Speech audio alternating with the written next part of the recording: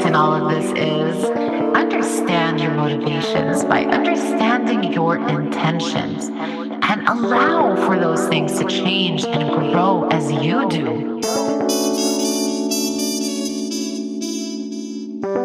You are empowered, and if you want to be motivated, make sure the answer to the question why you want the things that you want are aligned with the who of who you are.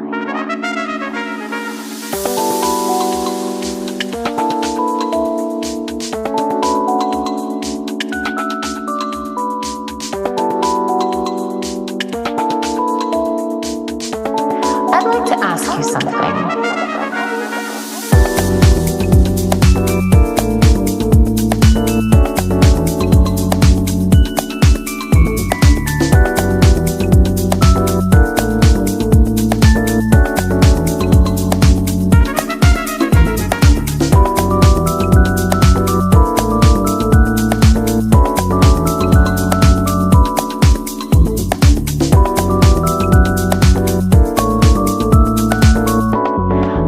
Ask you something.